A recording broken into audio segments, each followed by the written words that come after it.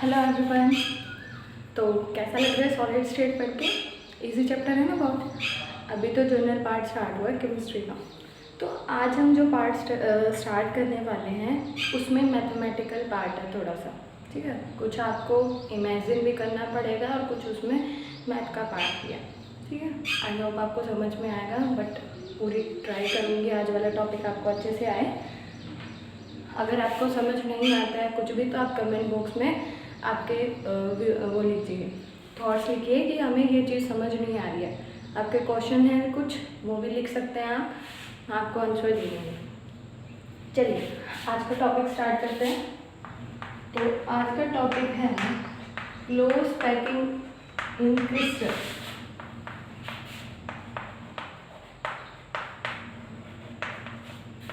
Close packing in crystal. तो क्या मतलब होता है क्लोज पैकिंग? अगर हम कोई भी चीज़ है उसको पैक कर रहे हैं और ऊपर से हमें बोल दिया क्लोज पैकिंग, यानी कि बहुत ठोक ठोक के उसके अंदर हमें पैक करना है, उसी को हम बोलते हैं क्लोज पैकिंग। तो क्रिस्टल के अंदर क्या होता है कि पार्टिकल्स की पैकिंग किस टाइप की है वो हम बोलेंगे क्लोज पैकिंग ऑफ क्रिस्टल्स, ठीक है। अब जो हमारा क्लोज पैकिंग इन क्रिस्टल्स हैं वो हमारी क्या है कि किस टाइप से जो पार्टिकल्स हैं वो अरेंज्ड हैं उस क्रिस्टल के अंदर, ठीक है। अरेंजमेंट ऑफ पार्टिकल, ठीक। उन पार्टिकल्स की अरेंजमेंट किस टाइप की है वो आती है हमारी क्लोज पैकिंग। सबसे फर्स्ट आता है हमारा इन वन डायमेंशन, 1D। तो वन डायमेंशन का मतलब क्या होता है कि जिसमें हमें सिर्फ एक ही एक्सिस दी हुई होती है। एक्स हो सकती है, वाई हो सकती है, कोई भी जेड हो सकती है।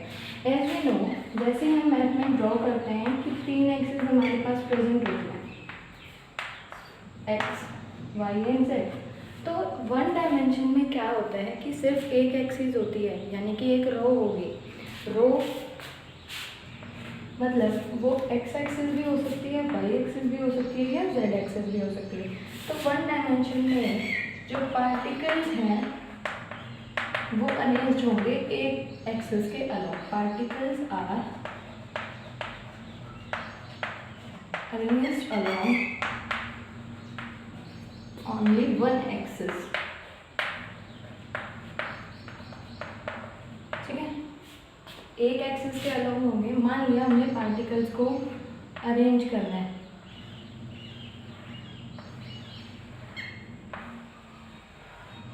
यहाँ पे जो पार्टिकल्स होंगे ना वो हमारे स्फीयर्स होते हैं, ठीक है। पार्टिकल जो होते हैं वो हमारे स्फेरिकल शेप के होंगे, तो वो होंगे हमारे यहाँ पे पार्टिकल्स, ठीक है। तो इन पार्टिकल्स को हमने क्या बोल दिया, जो ये पार्टिकल्स हैं वो स्फेयर शेप के होंगे, स्फेरिकल। तो इस स्फीयर्स में जो पार्टिकल हैं वो एक एक्सिस के अलोंग अरेंज होंगे, ठीक है। मान लिया हमें एक्स एक्सिस के अलोंग अरेंज है, तो वो एक टाइप से रो की फॉर्मेशन करता है। एक रो बन गई, एक के बाद एक के आगे एक है, तो वहाँ पे क्या बन जाता है, वन डायमेंशन में रो की फॉर्मेशन होती है। अब रो बनने के बाद जो यहाँ पे एक टर्म यूज होती है कोऑर्डिनेशन नंबर, ठीक है। ये हर एक स्ट्रक्चर में यूज होगी, तो आनी चाहिए कोऑर्डिनेशन नंबर। तो कोऑर्डिनेशन नंबर क्या होता है, number of neighbouring atoms, number of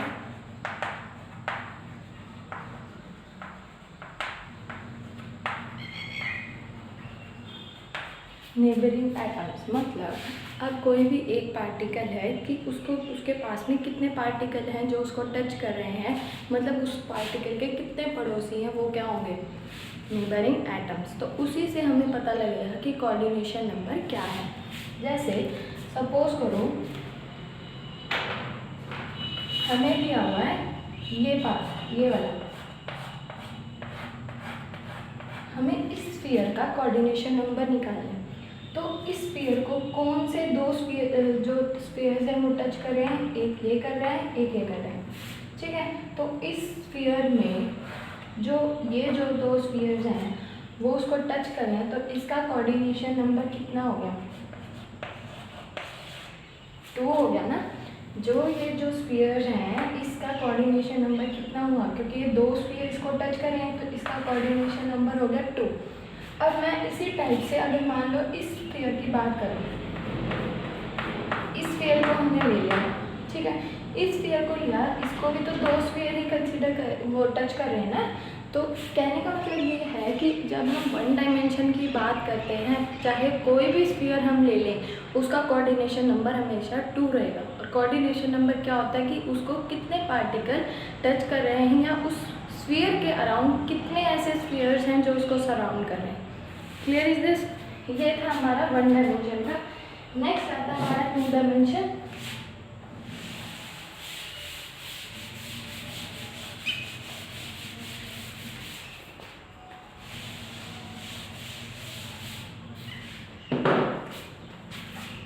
second one is in 2 dimension. अब 2 डायमेंशन का मतलब क्या होगा? 1 डायमेंशन में हमने क्या लिया था? 1 एक्सिस। अब 2 डायमेंशन का मतलब क्या हुआ? जिसके अंदर हमें सिर्फ और सिर्फ 2 एक्सिस दिए होते हैं कि पार्टिकल को हमने सिर्फ 2 एक्सिस के अलॉन्ग अरेंज करना है। तो अलॉन्ग 2 एक्सिस हमने सपोज कर लिया, ज़रूरी नहीं है एक्स एंड वाई लो, सपोज कर लिया एक्स है और हमने दूसरा ले लिया कोई भी वाई। ज़रूरी नहीं है एक्स वाई लो, वाई ले सकते हो, जेड ले सकते हो, जेड या एक्स भी ले सकते हो। तो उन पार्टिकल की अरेंजमेंट किस टाइप से होगी? जैसे हमने 1 डायमेंशन को कंसिडर किया था ना, उस टाइप से इसको कंसिडर करो।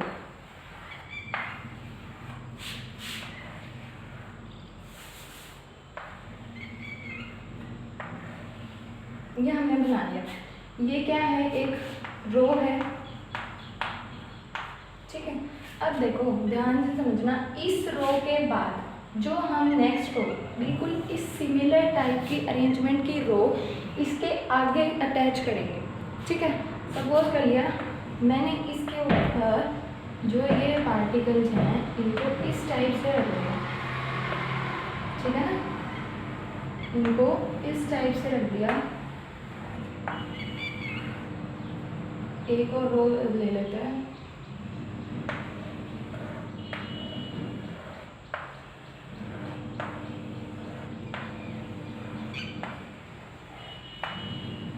ये हमने अरेंज कर दिया, ठीक है।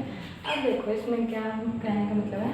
सपोज कर लिया इसकी अरेंजमेंट है ए, ठीक है, जो ये रो है पूरी फर्स्ट वाली, इसकी अरेंजमेंट हमने मान ली ए टाइप की है। तो इसके बाद हमने जो नेक्स्ट रो लगाई, रो समझ रहे हो ना कैसे है? जैसे हम असेंबली में खड़े होते हैं, जो आगे वाले बच्चे होते हैं फर्स्ट रो, उसके बाद सेकंड वाली रो होती है, फिर थर्ड होती है। कॉलम नहीं बोल रही मैं, रो बोल रही हूँ। जब हम कोई भी मैट्रिक्स क्रिएट करते हैं तो रो क्या होती है हमारी? ये तो होती है रो, और जो इस टाइप से होती है वो होती है हमारी कॉलम, ठीक है। तो रो की बात कर रही हूँ कि जैसे मान लो हर क्लास की जो लाइन है वो अलग होती है असेंबली में, ठीक है। उनके फर्स्ट वाले जो बच्चे हैं उनकी एक रो बनती है इक्वल, उनके पीछे दूसरी रो होती है, ठीक है। तो उस टाइप से जो अरेंजमेंट हमने की है कि एक रो के बाद दूसरी रो के बाद तीसरी रो, वो इस टाइप की अरेंजमेंट है। लेकिन ये जो फर्स्ट टाइप की अरेंजमेंट है ए, वैसी है ना बिल्कुल ऊपर, तो इसका भी हमने नाम दे दिया ए। ऐसे ही थर्ड है तो ऊपर तक जाएंगे सारी अरेंजमेंट क्या रहेगी? सेम। तो इसकी जो अरेंजमेंट है ना वो है ए टाइप की अरेंजमेंट। अब हमने यहाँ पे डैश क्यों लगाया? क्योंकि ये इनफाइनाइट तक होते हैं, क्रिस्टल में तो कितनी भी रोज होती हैं हमें कोई मतलब नहीं होता। उसके बाद यहाँ पे तो हमारा ये, अब हमें इसी के अंदर क्या करना है? मान लो कोऑर्डिनेशन नंबर करना है, तो कैसे करेंगे? मान लिया हमने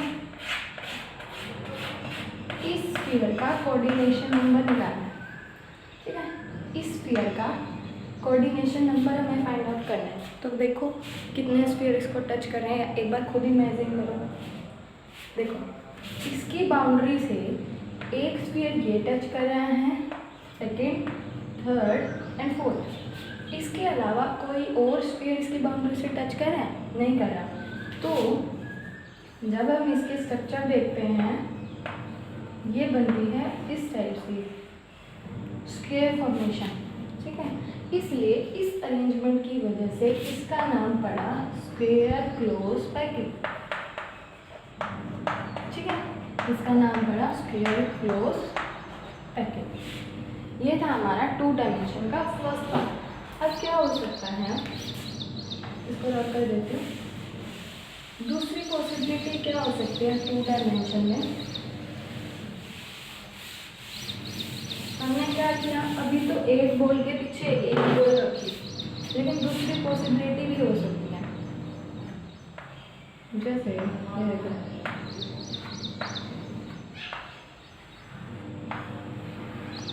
ये आ गया। अब दूसरी पॉसिबिलिटी क्या हो सकती है कि जो ये हमारे स्पेस है इन 2 बॉल्स के बीच में, ये जो स्पेस है यहाँ पे बॉल रख सकते हैं। जो फर्स्ट वाला हमने कंसीडर किया था उसमें एक बॉल के ऊपर एक बॉल रखी गई। अब क्या करें, जो दूसरी बॉल है ना वो हम यहाँ रख दें,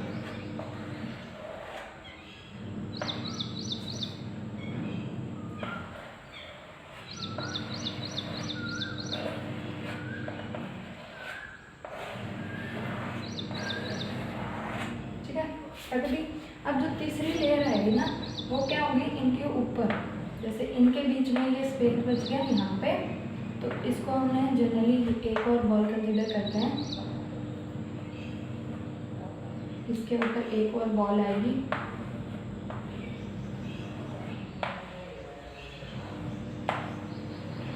इस टाइप से, ठीक है, ये अलग से हमारी होगी।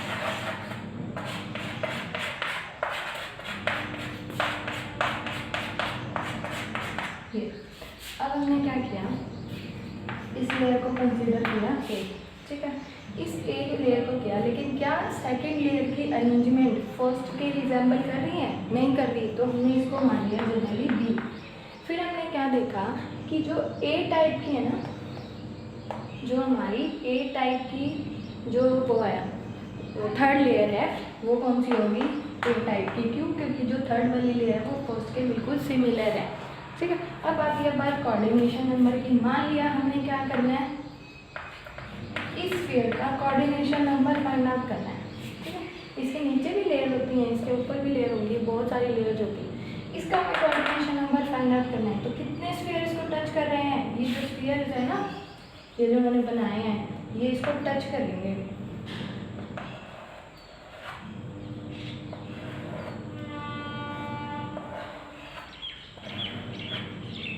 ये टच करते हैं आपस में,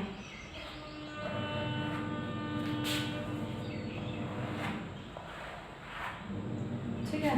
ये जो इस साइड से बन रहे, ये वाले जो हमने लिया कि भाई जो ये स्फीयर है हमें इसका कोऑर्डिनेशन नंबर निकालना है, तो कैसे निकालोगे, इसको कितने स्फीयर टच कर रहे हैं, 1 2 3 4 5 एंड 6 स्फीयर टच कर रहे हैं। तो जब हम इनको मिलाते हैं ना तो हमें ये टाइप की स्ट्रक्चर मिलती है, ये मिलती है, ठीक है। जब हम इनको मिलाते हैं तो क्या होगा, ये हेक्सागन बन रहा है। तो इस टाइप की स्ट्रक्चर को हम बोलते हैं हेक्सागोनल क्लोज पैकेट, ठीक। अरेंजमेंट कैसी है, ए बी टाइप, ये अरेंजमेंट होगी, ठीक है। ये था हमारा 2 डायमेंशन के 2 पार्ट्स। अब आते हैं 3 डायमेंशन पे, इसको समझ लो, फिर 3 डायमेंशन आसानी से आ जाएगा।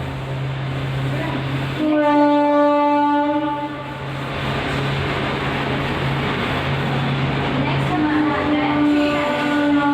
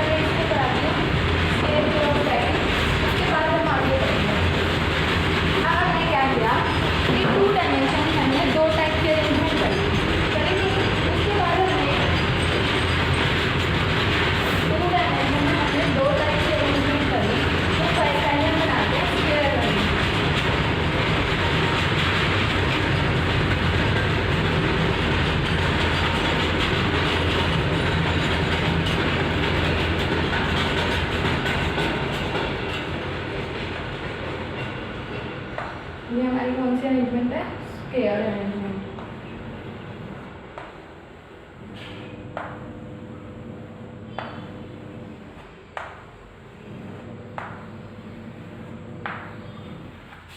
ये हमने क्या बना दी? Square arrangement.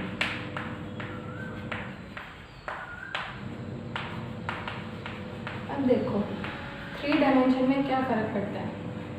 अब ये तो थी हमारी एक्स एक्सिस, ये थी हमारी वाई एक्सिस। अब जो हमारा जेड एक्सिस पे बनेगा तो समझ रहे हैं ना कैसे बनेगा? जैसे अगर हमारी ये एक्स एक्सिस है, ये वाई एक्सिस, तो जेड क्या होगी? इसके परपेंडिकुलर ऊपर की तरफ। तो जो अगली ये वाली हमारा एक पैटर्न हो गया नीचे, इस पूरे पैटर्न को हम कंसीडर करते हैं ए टाइप। ठीक है, तो क्या होगा? जो नेक्स्ट पैटर्न होगा ना, बिल्कुल इनके ऊपर बॉल रखी जाएंगी। ठीक है, समझ रहे हैं ना? बिल्कुल इनके ऊपर बॉल रखी जाएंगी सिमिलर टाइप की, इसलिए मैं इनको ऐसे दिखा रही हूँ अलग कलर से और इनको छोटा कर दूँ। ठीक है, समझ रहे हैं?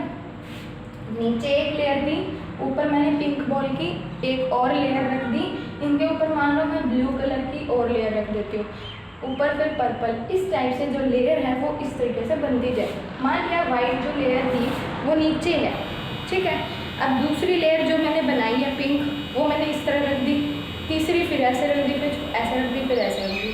तो मतलब क्या है, जो लेयर के ऊपर लेयर है वो कैसे दिखेगी? फिर हमने क्यूब की फॉर्म में, वो एक क्यूब की फॉर्मेशन करेंगी जो 3 डायमेंशन बन जाता है। अब क्यूब से याद आया, जब हम क्यूब वाला पजल करते हैं, ठीक है, पजल देखा है वो कलरफुल वाला क्यूब वाला, तो उस पजल में क्या होता है, हम एक कलर की एक लाइन कवर करते हैं, पूरी करते हैं। ठीक है, ग्रीन मान लिया नीचे करते हैं, वाइट पर्पल ग्रीन जो भी कलर होते हैं, सारे कलर्स को एक जो रो है उसमें अरेंज करते हैं।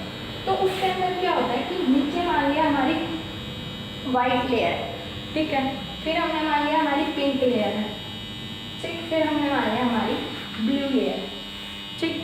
तो उसके अंदर क्या होगा कि इस टाइप से लेयर की अरेंजमेंट करेंगे। जैसे नीचे ये पिंक है फिर ब्लू है, तो इस टाइप से जब अरेंजमेंट करेंगे तो हमें एक क्यूब मिलता है। तो इसलिए हम उसको बोलते हैं क्यूबिक क्लोज पैकिंग। ठीक, ये तो हो गया हमारा क्यूब से, सॉरी सिंपल क्लोज पैकिंग से। नेक्स्ट हमारे आते हैं 3 डायमेंशन में हेक्सागोनल क्लोज पैकिंग से। उसके अंदर 2 पॉसिबिलिटी मैंने बताई। 2 पॉसिबिलिटी में क्या था, अब मैंने बताया था इस टाइप से इसकी अरेंजमेंट होती है, ठीक। दूसरी भी मैं यही बना लेती हूँ ताकि आपको कंफ्यूजन ना हो। बना ली। अब जो इनके बीच में ये स्पेस बचा हुआ है, इनमें मैं रख सकती हूँ ना बॉल्स को, तो मैंने कंसिडर कर लिया कि ये जो बॉल्स हैं अलग कलर के हमने भी शो कर दी।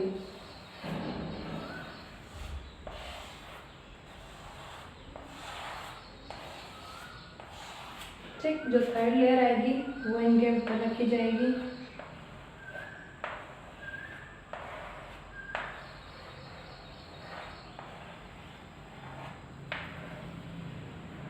फिर जो एक लेयर और आएगी, मैं 2 बना देती हूँ, ये बन गई। अब इसके अंदर क्या फर्क है, समझ में आ रहा है कैसे बना रही हूँ? कलर से इसलिए शो कर रही हूँ ताकि जो लेयर है अलग अलग आपको शो हो जाए। मान लिया इसकी जो अरेंजमेंट का टाइप हमने मान लिया ए है, लेकिन जो पिंक लेयर है क्या ए के साथ रिजेंबल कर रही है? नहीं कर रही, तो वो होती है हमारी बी टाइप की। ये दोबारा से क्या आ गई? ए, ये आ गई हमारी बी, ठीक है। अब मैं क्या करूँगी कि जो ये हमने अरेंजमेंट बनाई थी ना, इसी टाइप की अरेंजमेंट में इनके ऊपर रखती जाऊँगी, ठीक है। अब क्या किया कि जब मैंने इसके ऊपर फिर जो रखी जाएगी ना वो बॉल, वो ये वाली यहाँ आएगी, ये वाली यहाँ आएगी, इस टाइप से जो नेक्स्ट लेयर है वो अरेंज की जाएगी। मान लिया हमने क्या किया, ऊपर से हम जैसे देखो ये हमने बॉल्स ली है, एग्जाम्पल लेके दिखा रही हूँ आपको। ये हमने अरेंजमेंट ली, दूसरी लेयर कैसे आएगी, हम इसके ऊपर रखते हैं ना बॉल्स। अब समझ रहे हो किस टाइप से बोल ये बॉल इनके ऊपर रखे हुए हैं, तो ये वाली जो बॉल है ये तो है एक रो में, ठीक है। वो भी कैसे हैं, इनके आगे रखी हुई है ये पूरी एक लेयर बन जाती है। ये पूरी क्या है, एक लेयर बन गया है नीचे वाली। इसके ऊपर मतलब ये लेयर हमने नीचे रख दी, सपोज करो इसके ऊपर जो आएगी ना लेयर, वो बी, मतलब यहाँ पे ए है तो अगली लेयर में बी मिलेगा, ए के ऊपर बी, बी के ऊपर ए। तो इसलिए इस टाइप के अरेंजमेंट को हम क्या बोलते हैं, ए बी टाइप। अब आप बोलोगे कि 2 डायमेंशन में भी तो ए बी टाइप थी, मैं मना नहीं कर रही, लेकिन उसमें क्या था, सिर्फ ये अरेंजमेंट थी, इसलिए ए बी हम टाइप बोल रहे हैं। लेकिन 3 डायमेंशन में क्या होता है कि हम हाइट पे भी रखते हैं, ये तो नीचे है फ्लोर पे, लेकिन हमने इसको हाइट पे भी अरेंज किया, तो ए के ऊपर बी आएगी, बी के ऊपर ए लेयर आएगी। आगे समझ। अब इसका कोऑर्डिनेशन नंबर क्या होगा, क्योंकि ये हेक्सागोनल से बनी है तो ऑब्वियसली 6 कोऑर्डिनेशन नंबर होगा। ठीक है। अब हम बात करते हैं इस लेयर की। अब क्या है, इसके ऊपर दोबारा से वही रखो पिंक कलर की बॉल्स। इन दोनों में सिर्फ एक डिफरेंस है, जो 3rd लेयर आती है ना, वो इसके बीच में रखी जाती है। ठीक, जो 3rd लेयर, इसके बाद जो लेयर आएगी ना, वो ए के साथ रिजेंबल करेगी।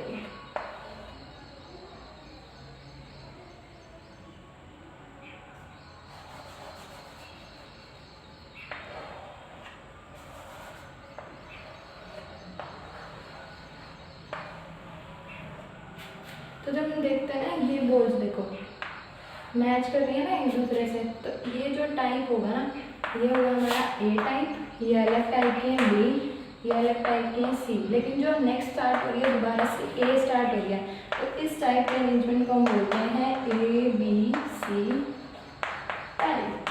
क्यों, क्योंकि 3 लेयर अलग है, उसके बाद एक लेयर है। ठीक है। उसके बाद क्या होता है, जब हम इसके ऊपर दूसरी लेयर रखते हैं, यहाँ आ जाता है B C A B C, इस टाइप। जो यहाँ बी होगा वहाँ ए होगा, यहाँ सी है, जो भी यहाँ से स्टार्ट हो रहा है। ज़रूरी नहीं है 4 ही लेयर होंगे, इधर कितनी भी लेयर हो सकती हैं ऊपर वाली अरेंजमेंट। इसका कोऑर्डिनेशन नंबर भी कितना होगा, 6 होगा। अब ये तो बात थी हमारी कि हेक्सागोनल क्लोज पैकिंग से हमने ये बनाई। अब हमारे पास जो टर्म आती है वो आती है वॉइड्स। अब मैं बताती हूँ वॉइड्स क्या होते हैं। जो हमने ये बॉल रखी थी, जो ये जो स्पेस था, इनके ऊपर जो बॉल रखी थी, इनको हम बोलते हैं वॉइड्स। ठीक है। जो हमने स्पेस लिया था, इनके ऊपर जो बॉल रखी थी, जो मतलब 2 बॉल को इकट्ठा कर दे, उनके बीच में गड्ढा बन जाता है, उस स्पेस को हमने बोल दिया वॉइड्स। अब वॉइड्स जो होती हैं वो तो हमें पता लग गया कि क्या होते हैं, एम्प्टी स्पेस बिटवीन 2 स्फीयर्स। ठीक है। क्या होते हैं voids, empty space between 2 spheres. तो जो हमारे वॉइड्स होते हैं ना, वो 2 टाइप के होते हैं, एक टेट्राहेड्रल एंड एक ऑक्टाहेड्रल। टेट्राहेड्रल का मतलब होता है कि जो 4 स्फीयर से सराउंडेड हो, ऑक्टाहेड्रल का होता है 6 स्फीयर से सराउंडेड हो। कैसे, हमने लिया ये अरेंजमेंट,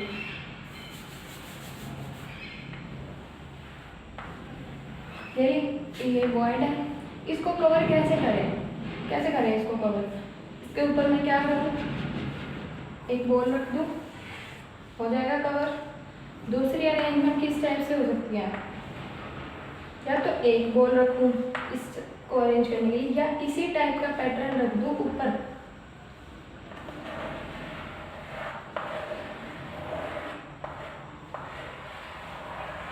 ठीक है। इसी टाइप का पैटर्न हमने रख दिया, लेकिन उसके ऊपर भी क्या बन गया, वॉइड। तो क्या है कि इसके अंदर देखो, ये जो वॉइड है कितने स्फीयर से सराउंडेड है, 1 2 3 एंड 4, इसलिए 4 है, ये है 6 है। तो फर्क क्या है, जो टेट्राहेड्रल का जो साइज है वो कम होगा एज कम्पेयर टू ऑक्टाहेड्रल, क्योंकि 6 स्फीयर के बीच में स्पेस बन है। इसकी जो साइज होता है, रेडियस होती है जो हमारी, वो होती है 2 to 4 r। इसकी होती है 0.414 r, size of tetrahedral void and size of octahedral void. ठीक है। नेक्स्ट आता है कि हमें पता लगानी कि कितने हैं। अब हमें ये तो पता लग गया कि हम क्या कर रहे हैं, हमें पता लग गया कि वॉइड क्या होते हैं, कितने टाइप के होते हैं, 2 टाइप के होते हैं, टेट्राहेड्रल एंड ऑक्टाहेड्रल। अब हमें क्या करना है कि कैलकुलेट करना है कि जो वॉइड होते हैं हम उनको कैसे कैलकुलेट करें कि कितने हैं।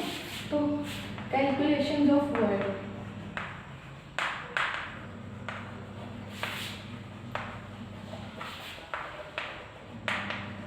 तो देखो मान लिया किसी भी क्रिस्टल में कितने तो नंबर ऑफ पार्टिकल्स होंगे, नंबर ऑफ स्फीयर्स होंगे। सपोज कर लिया कि लेट नंबर ऑफ स्फीयर्स कितने हैं, n है, ठीक है। तो उसी के according number of octahedral voids क्या होंगे, n होंगे। लेकिन जो हमारे टेट्राहेड्रल वॉइड्स हैं, नंबर ऑफ टेट्राहेड्रल वॉइड्स वो होते हैं हमारे ट्वाइस ऑफ ऑक्टाहेड्रल वॉइड्स। अब ऑक्टाहेड्रल वॉइड कितने हैं, n, तो ये होगी 2 है। तो टेट्राहेड्रल ये हमारे ऑक्टाहेड्रल, ये हमने कैलकुलेट कर लिया। नेक्स्ट यहाँ पे हमारी पैकिंग फ्रैक्शन कि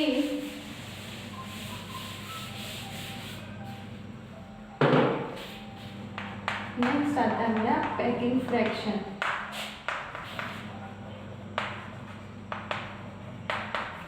पैकिंग फ्रैक्शन क्या होता है कि वॉल्यूम ऑफ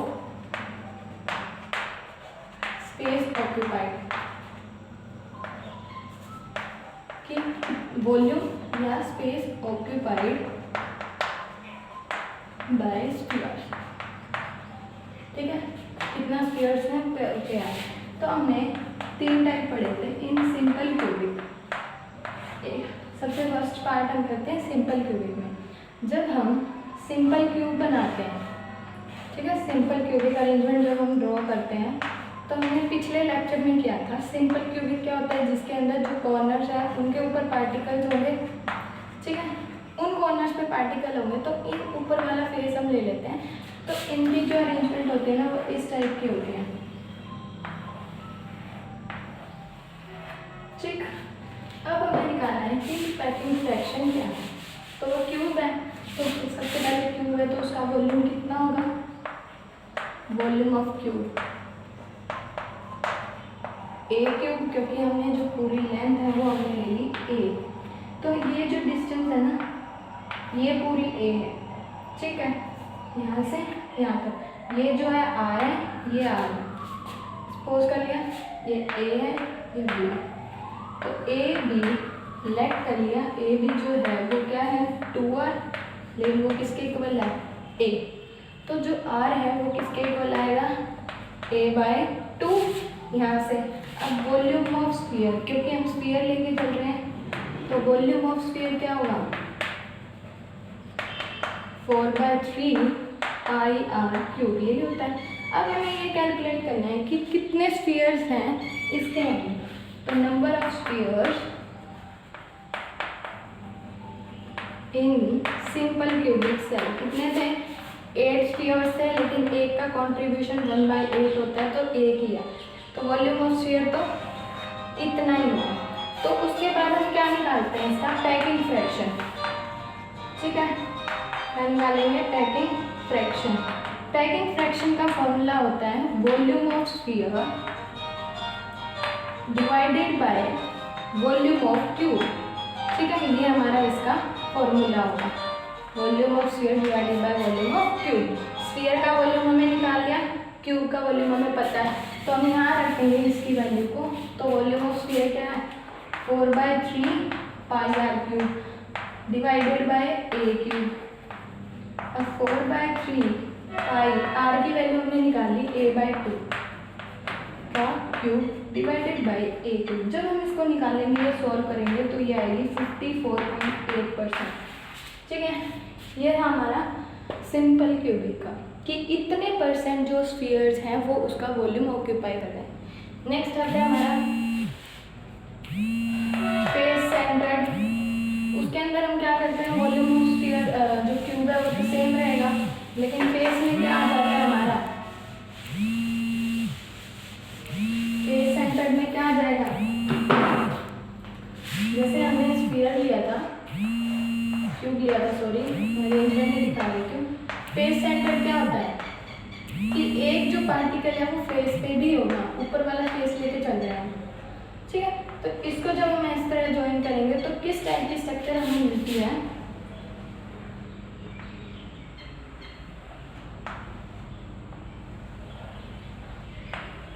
ये अरेंजमेंट हमें मिलती है, ठीक, मिल गई। अब इसके अंदर जो ये वाली जो डिस्टेंस है ना वो कैलकुलेट करनी है। तो यहाँ से यहाँ ये वाली जो स्पेस है, मान लिया इसका नाम ए है, ये बी है, ये सी है, क्लियर। अब क्या करना है, जो ये वाली डिस्टेंस है ये तो है क्यूब, तो इसको ये वाली भी क्या है हमारी क्यूब की साइड, तो ए है, हमें कैलकुलेट क्या करनी है, ए सी। अब देखो इसके अंदर जो ये पार्ट है ना ये है स्मॉल आर, ये भी आ रहा है, ये भी आ रहा है, जो इसका सेंटर है ये भी स्मॉल आर है। जो हमारे ए सी का स्क्वायर है ना वो किसके इक्वल होगा, हाइपोटेन्यूज का स्क्वायर इक्वल्स टू परपेंडिकुलर का स्क्वायर प्लस बेस का स्क्वायर। अब a b plus a square तो कितना हो गया, ये 2a स्क्वायर। तो ए सी की वैल्यू कितनी आ गई, √2a, समझ आ रहा है, 2 से रूट हो गया, ए स्क्वायर से जब हम करते हैं तो रूट से स्क्वायर कैंसिल होगा, ये तो हमारी ए सी की वैल्यू है। लेकिन ए सी दोबारा से किसके इक्वल भी है, 4r है ना, 4r के इक्वल। अब यहाँ से r की वैल्यू क्या आएगी, √2 डिवाइड बाय 4a। अब मैं a को एक साइड के लिए यहाँ रख दूँगी, मैं क्या करूँगी, √2 से डिवाइड कर दूँगी, √2 से मल्टीप्लाई, ठीक है। तो ये क्या हो जाएगा, √2 क्या हो जाएगा, 2/4√2, ये कितना आ गया, a/2√2, ठीक है। ये हमारी r की वैल्यू आ गई। अब r की वैल्यू जब आ गई तो हमने फॉर्मूले में पुट करनी है। अब इसके अंदर क्या आता है, नंबर ऑफ स्फीयर्स हमने कितने निकाले थे, इसकी बात चल रही है FCC की, तो फेस सेंटर में हमने नंबर ऑफ स्फीयर्स कितने निकाले थे, 4। तो वॉल्यूम ऑफ स्फीयर कितना होगा, हम सीधा मैग्नीफिकेशन फ्रैक्शन में लिख देते हैं, 4 × 4/3 πr³ divided by volume of sphere equals Q = A। तो 4 × 4/3 पाई, r की वैल्यू हमारे पास है a/2√2 का क्यूब डिवाइडेड बाय a³। तो जब हम इसको सॉल्व करेंगे a³ से a³ तो कैंसिल हो जाएगा, मैथमेटिकल पोर्शन बचेगा, न्यूमेरिकल पोर्शन। जब हम इसको कैलकुलेट करते हैं तो हमारा आता है 74%। तो इतना वॉल्यूम इन स्फीयर्स ने ऑक्यूपाई किया था फेस सेंटर में, ठीक है। नेक्स्ट आता है हमारा बॉडी सेंटर।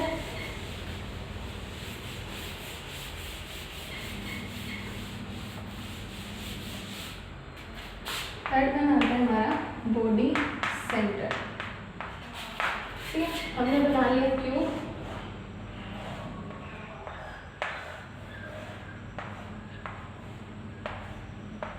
तो क्या है इसके अंदर, ये स्फीयर है, ये स्फीयर है, ये हमने स्फीयर बना लिया। एक जो है हमारा बॉडी सेंटर पे है, ठीक है। हमने क्या लिया, एक हमारा किसमें है, बॉडी सेंटर में। तो हम क्या करेंगे, जो ये हमारी ये वाली साइड है फेस, और ये वाली जो ट्रायंगल है हम ये ले लें, निकल जाएगा, बॉडी से सेंटर से पास हो रही है ना। मान लिया हमने रूम है, एक कॉर्नर से, ये जैसे हमने रूम ले लिया, इस कॉर्नर से लेके इस कॉर्नर पे मिलाएंगे तो बीच में बॉडी सेंटर आएगा, तो उस रो से इस कॉर्नर पे मिलाएंगे तभी होगा ना एक, तो हमने एक कॉर्नर से दूसरे अपोजिट कॉर्नर पे मिलाया, तो इसकी पूरी जो लेंथ निकालेंगे, मान लिया इसका नाम है ABC, इसका D। तो जब हम AC की निकाली थी पीछे, वो आएगी √2a, क्यों, क्योंकि ये क्या हमारा A है, ये भी A है। तो AC की वैल्यू जब हम हाइपोटेनस से निकालेंगे, AC का स्क्वायर इक्वल्स टू AB का स्क्वायर प्लस CD का स्क्वायर। तो जो हमारी AC की वैल्यू आएगी ना वो आएगी √2a, A + A का स्क्वायर, रूट जाके उधर आ जाएगा, तो AC की वैल्यू आ गई। अब हमें निकालने किसके है, BC, तो BC का स्क्वायर इक्वल्स टू AB का स्क्वायर प्लस AC का स्क्वायर, ठीक है। BC निकालना है, AC का स्क्वायर प्लस AB का स्क्वायर। तो AB कितना है, A, तो A का स्क्वायर AC हमने ऊपर से निकाला √2a का स्क्वायर, तो कितना आएगा ये √3a का स्क्वायर। √2a है, 2 प्लस है 3a का स्क्वायर। तो जब हम BC निकालेंगे वो आएगा हमारा √3a। ठीक है, ये आ गई हमारी। अब क्या है, जो BC है वो दोबारा से 4r के इक्वल है, तो r की वैल्यू कितनी आ गई √3/4a। अब क्या करेंगे, इसके अंदर हमने निकाला था कि नंबर ऑफ स्फीयर्स कैसे निकालते हैं। एक कोऑर्डिनेट्स है, एक का कॉन्ट्रीब्यूशन 1/8 प्लस एक बॉडी सेंटर में है उसका कॉन्ट्रीब्यूशन 1, तो ये 1 + 1 2, तो 2 स्फीयर्स हैं। जब हम पैकिंग फ्रैक्शन निकालेंगे, ऊपर से रब कर देते हैं, तो जब हम पैकिंग फ्रैक्शन निकालते हैं क्या आता है 2 × 4/3 πr³ divided by volume of cube. क्यों? क्योंकि 2 स्फीयर्स हैं, नंबर ऑफ स्फीयर्स कितने हैं 2। तो जब यहाँ पे r की वैल्यू पुट करोगे तो पूरा सॉल्व करके ये आएगा हमारा 68%। ठीक है, ये था हमारा पैकिंग फ्रैक्शन। उसके बाद बस एक टॉपिक है, ये हम स्टॉप कर देंगे। उसके बाद हमने यहाँ पे जो 2 वैल्यूज ली थी a, d and r, 3 values हमने ली। जनरली a और d इक्वल है, लेकिन हमें क्या निकालना है इनका रिलेशन। अब जो रेडियस होती है वो डायामीटर का हाफ होती है, पता है हमें मैथ के अकॉर्डिंग। तो क्या करेंगे, जो हमने सिंपल क्यूब लिया था, सिंपल क्यूब में फर्स्ट केस था हमारा सिंपल क्यूबिक क्लोज पैकेट, उसके अंदर हमने length of cube, length of side of cube वो मान लिया हमने a है। ठीक है, तो हमने क्या लिया, उसका जो डायमीटर है a किसके इक्वल है d, और जो r होता है वो होता है हमारा d/2। उसके अंदर और तो कंसीडर होगा नहीं कुछ, तो हमने सिंपल क्यूब कर लिया। अब हम देखते हैं second face centre. Face centre के लिए दोबारा क्यूब बना दो। फेस सेंटर के लिए हमने दोबारा क्यूब बना दिया, तो एक तो यहाँ आएगा, एक पार्टिकल यहाँ, ये यहाँ, ये यहाँ। ठीक है, हमने इसको मिला दिया A B C। सेकेंड बात कर रहे हैं BCC में जो रिलेशन है, तो FCC में जो रिलेशन है वो क्या है। देखो सपोज लेट जो हमारी AB की लेंथ है वो A, BC की भी लेंथ कितनी है A, AC की हमने पीछे निकाल ली √2a निकाल ली थी। अब क्या है कि जो हमारा D होता है ना AC ट्वाइस है D होता है डिस्टेंस बिटवीन नेबर एटम्स। तो जो ये जो AC है ना, यहाँ से यहाँ तक की जो डिस्टेंस है वो D है, और यहाँ से लेके यहाँ तक की डिस्टेंस D है। तो ट्वाइस ऑफ D जो है ट्वाइस ऑफ AC = D। हमने निकाल लिया ये वाला जो क्वेश्चन है।